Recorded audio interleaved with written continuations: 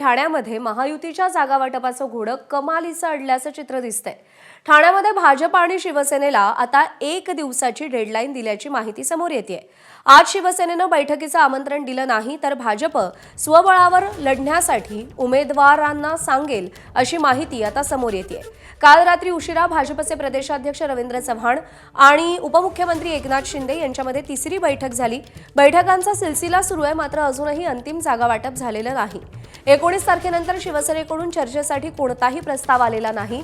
त्यामुळे वरिष्ठ नेत्यांनी मुंबई ठाण्यामध्ये बैठका घेऊन युती करायचं म्हटलं असलं तरी स्थानिक नेत्यांची अजूनही बैठक झालेली नाही।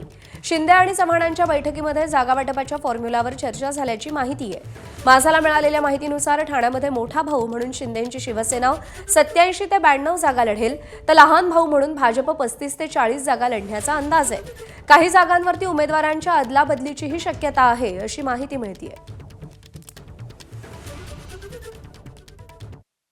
युतीच्या 2 बैठका झाल्या, त्याच्यातून फार काही निष्पन्न झालेलं नाही। उद्याची आम्ही डेडलाईन दिलेली आहे। युती विना किंवा युतीसह दोन्हीसाठी भारतीय जनता पार्टी तयार आहे। यामध्ये कोणी डेडलाईन या सगळ्या गोष्टी नसतात। यामध्ये महायुतीचा महापौर बसला पाहिजे, महायुती सगळीकडे झाली पाहिजे या अनुषंगाने भाजपाचे नेते देवेंद्र फडणवीसजी आणि शिवसेनेचे नेते एकनाथ शिंदे हे दोघंही प्रयत्नशील आहेत आणि मला वाटतं सगळ्याच महानगरपालिकेवरती महायुती होईल आणि महायुतीचाच महापौर बसेल। एबीपी माझा, उघडा डोळे बघा नीट।